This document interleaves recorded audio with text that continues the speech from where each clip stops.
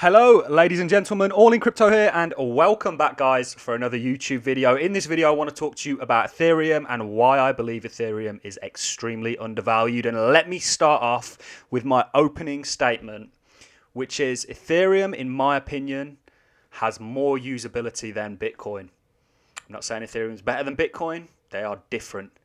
But when you look at the fact that a large part of the entire market is built on top of Ethereum, the majority of DeFi is built on top of Ethereum. Fact. That has billions of dollars in it now. And the majority of NFTs, the vast majority of NFT tokens were built using one of two Ethereum token standards, ERC-721 tokens or ERC-115 tokens. The vast majority of NFTs that are now worth billions in terms of the volume of money in there is all built on Ethereum and uses the Ethereum network. Yet, Ethereum, and there's not really anything built necessarily on Bitcoin. I know there's a lot of people out there that would argue that. I'm not saying that Ethereum is better than Bitcoin. What I'm saying is there is different, and Ethereum has more usability. Yet it's a fifth of Bitcoin's market. In terms of price, it's the fifth. It's not even a fifth of Bitcoin's market cap. You know? It's bizarre to me how people are sleeping on Ethereum. And yes, there are a lot of people saying, well, look, these other smart chain contracts are going to, outshine it. We're yet to see that happen. It could happen. I'm not saying it's going to. I'm not saying it's not going to. What I'm saying is Ethereum, in my opinion, is extremely undervalued when you give the fact that the entire sort of DeFi space, NFTs, there's a long list of other things that are built on top of Ethereum. Extremely undervalued. And people look at the prices at today and goes, oh, well, that could be the top for Ethereum. You haven't seen anything yet. I still believe Ethereum's going to $16,000 by the end of this cycle, which would put us, I think, on like a 1.8 trillion. Give us a market cap similar to what we're at in the overall crypto space. And why do I think that? Because I think there's a significant amount of money that is still yet to flow into the crypto space. This is the new thing, guys. Blockchain technology is going to be integrated into every single facet of society the same way the internet is. The internet and blockchain are different in many respects, but blockchain technology is a continuation of the internet. It's an evolution of the internet. And Ethereum, guys, yeah, you have so long to go. Are you going to make as much money in Ethereum as potentially you would in one of these altcoins that's going to 100x? Probably not. I don't think Ethereum's going to 100x in this cycle. Do I think it gets to $16,000 and essentially 10x's? Yes, I do. I wouldn't have made a price prediction video if I didn't think that. But this video is about trying to help you guys understand that Ethereum is extremely undervalued. Certainly when you look at it in terms of usability in comparison with Bitcoin. Bitcoin's a great store of value. I would much rather hold Bitcoin, even through the bear markets, than I would cash. And have done. And why do you think we see all these companies getting into Bitcoin? Because you still have, and this is how the flow of money is going to flow into crypto, an entire failing financial system that has to look for an alternative. And you have crypto over here minding its own business, that entire galaxy has to cram into this little planet, and you are going to see the expansion of trillions flowing into the crypto space. I reckon this cycle around about 8 to 11 trillions. If we get somewhere similar to gold. Did anybody else catch Jerome Powell saying that Bitcoin isn't a substitute for the US dollar, it's a substitute for gold? Very interesting. The fact that Jerome Powell is even talking about Bitcoin, your ears should prick up and you should go, hang on a minute. We've come a long way, and we have a long way to go. This is the new asset class, said by Morgan Stanley themselves, guys. And Wall Street hasn't yet monetized this yet, in the sense that they've not yet created products based around it. That is all coming. CBDCs, central bank digital currencies, are coming. And Ethereum right now is set up to capture a large portion of that money that flows into the crypto space. And I think he's going to. You guys know my opinion on the price of Ethereum. It's lolled about. It's just following Bitcoin. We predicted, and you can go back on this channel and see it. We don't get everything wrong, everything right. We do get stuff wrong, and we'll leave that content up there and hold our hands up and say, hey, we were wrong about this. But the stuff we do get right, we let you know we get it right. And the reason we do that is because we want you to get subscribed to this channel so that you have real content that isn't just me telling you what I think you guys want to hear. I'll tell you the good, the bad, the ugly. I'll tell you what you don't want to hear as well as what you do. Because at the end of the day, if I'm not being true, the only person I'm not being true to is myself. Yeah? And Ethereum is going to be huge, and it's just following Bitcoin. If you look at the structure, I'm not going to pull up that sort of analysis that I did where I compared Bitcoin to Ethereum and then Ethereum to Cardano and how they were all following each other. Altcoins just lagged behind. Essentially, once Bitcoin broke its all-time highs, you saw it break through it and capitulate. We predicted that. And then we predicted Ethereum was going to do the same thing. It did it in a more volatile manner. That's to be expected from something that has a lower market cap. Is it not? It's going to react more volatile because there's less money in it to make it volatile. Or there's less money needed to make it volatile. You know, and what I want you guys to understand is Ethereum still has a long way to go. And yes, you could go for one of the 100x altcoins, but there's a huge element of risk that is added into that. The risk to reward probably in a lot of cases would probably pay off. But Ethereum is a solid crypto, a solid staple. And you're seeing institutions, like I say, because they realize that, it doesn't benefit them to hold cash on their balance sheet anymore as cash deflates every year in terms of its buying power. It holds them better to have an asset like Bitcoin that has, on average, gone up 200% a year.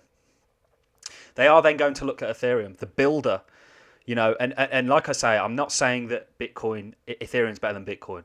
What I'm saying is they are different. And do you guys know how Ethereum came into existence? You had Vitalik, you had Charles Hoskinson, you had Polkadot, you had Gavin Wood, and you had, I think there was 8 of them. They started off with 5, and there was another 8 of them. There's some great books being written on it. And essentially what then they did was they looked at Bitcoin and said, let's add something to that. Let's take Bitcoin and let's make the next generation of Bitcoin where we can actually do something, we can build on top of it. And they came up with Ethereum. And you have Ethereum here today, and in my opinion, hugely undervalued.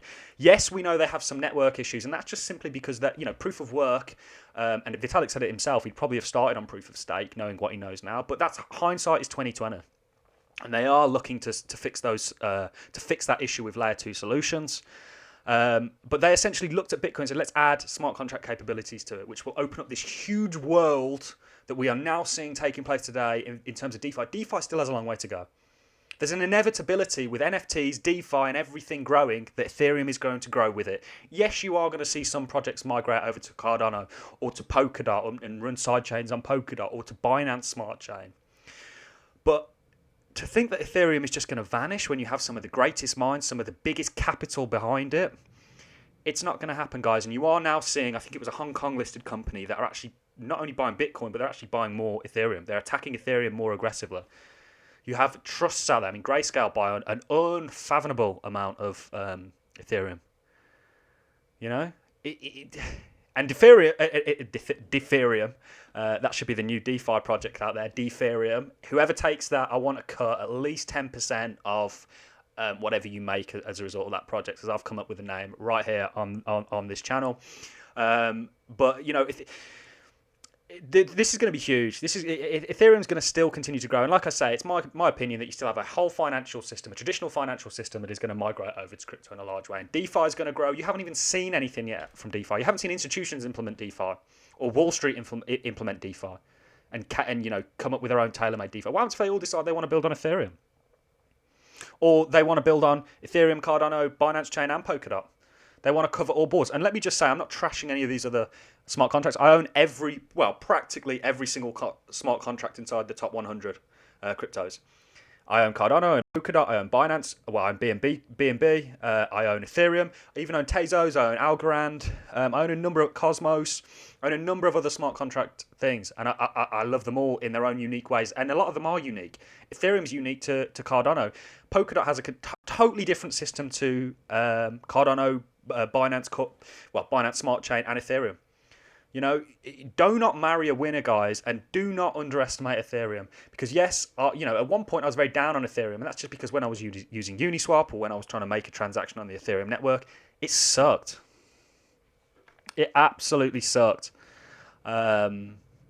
However, it's got significantly better. And like I say, guys, the reason I pulled this up and I've sort of put where Bitcoin broke its all-time highs, you saw what it did. It capitulated. Ethereum just did it in a more volatile manner, and then you saw real big moves where Bitcoin essentially went from around about 22 all the way up to $40, so nearly doubled, and then it did that again essentially. And I think you're going to see the same thing happening with Ethereum.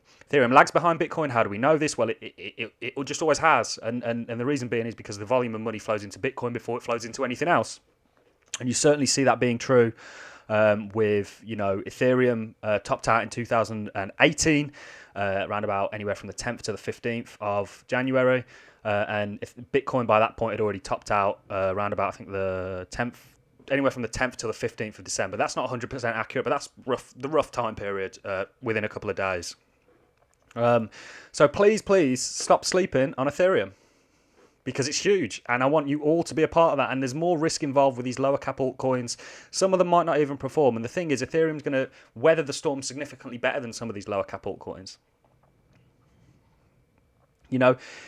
I think that a number of smart contracts exist together. I think Cardano is going to exist with Ethereum. I think that one will be more dominant, whether that's Polkadot, Cardano, Binance Chain, or whether Algorand comes out from nowhere, or, who knows? But one thing you can't do is underestimate something as big as Ethereum and something as great. And with such a... The books wrote about Ethereum and how it got founded are brilliant reads. And you're talking to somebody who's dyslexic that hates reading. So please stop sleeping on Ethereum, guys. It has a long way to go. It's a fifth of Bitcoin's market cap. We can all argue and probably agree that it has more usability than Bitcoin. And it's going to do well as a result. And it doesn't have a huge supply like a lot of these other coins. And at the moment, because of their EIP 1559, I think, where they're essentially burning ETH, Ethereum's actually going to be deflationary for a period of time. Certainly until they get the staking out. And then we'll see, not the staking, the layer 2 solutions, where you will be able to stake, where they move from proof of work to proof of stake. And then we will see how that works, how the kind of inflation aspect there works. So no reason to be bearish on Ethereum. It's a long way to go. I still think we hit $16,000 this cycle, which could be the end of this year, start of next year, if it plays out the same way the last one did, 2017. And guys, remember this over everything. You still have so much money to flow into the crypto space. You've not seen anything. You've not seen Wall Street monetize it. You've not seen people that really... Adoption's not... The whole crypto space is still largely speculative. Something like Ethereum isn't that speculative because it is actually being used. But in my opinion, it's undervalued. It should be more speculative to the upside, because there's just so much going on there. And I'm still allocating capital. There are a lot of coins out there that I've stopped allocating and putting money into because I think they've done well so far, and I'm just going to ride them up and see how far they go. Ethereum, I'm still on a dollar cost average basis, or in my case, a Great British Pound cost average basis, putting money into Ethereum, because I still think it has a long way to go, and I believe that Ethereum is one of these projects, like the other smart contracts, like Polkadot, Cardano, Binance Smart Chain, a number of projects out there. I'm still allocating capital to, because I see them as a longer hold than some of these pump and dump altcoins that I'm going to just take my money and run at the end of this cycle in. So that's all I have for you in this video, guys. A bit of a passionate one, and that's just really because of how strong I feel about Ethereum and how... I don't want anybody to miss out, essentially. And remember, this is not financial advice, it's all my opinion. And I want to know if you guys agree with me in the comments. So if you've enjoyed this video, please drop me a like. A comment is always appreciated. At the end of the day, I do this for you guys. And I want to know your opinions in the comments, because they're really what matter to me. And like I say, I'm here to tell you the truth. And, if you guys disagree with me about something, give me a reason why, so that we can talk about it. A lot of people just say, you don't know what you're on about. I'll reply to them with a fair point, and I just won't hear from them again. And that's, cool. I mean, if you guys want to waste your time doing that, but if you want to actually have a thought-provoking discussion about something and perhaps even prove me wrong, one thing about being a good investor, and you need to remember this, is accept when you're wrong and adapt as a result of this. The definition of an idiot is somebody who repeats the same actions, getting the same unwanted result, but continues to do it. Without realizing, hang on, why don't I do something a little bit different? As a good investor, you need to adapt to whatever, we could have bearish sentiments come, and I would be straight on here telling you that. Right now, I'm bullish, super bullish. On blockchain technology, I am infinitely bullish.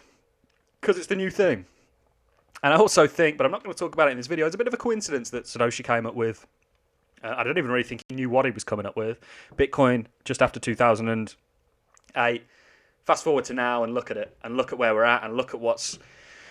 Maybe he was from the future, I don't know. But that's all I have for you in this video, guys. I'm going to love and leave you. I hope you guys are all having a fantastic day. All you subs out there that comment on my videos, I love you to pieces. Keep it coming, and I'll keep these videos coming. It's for you guys that I do this, and I always look forward to your comments on the videos. So please drop this video a like, drop me a comment, let me know your thoughts, and get subbed to one of the fastest growing YouTube channels out there in terms of the crypto space. Thanks a lot for watching, guys, and I'll see you all in the next video.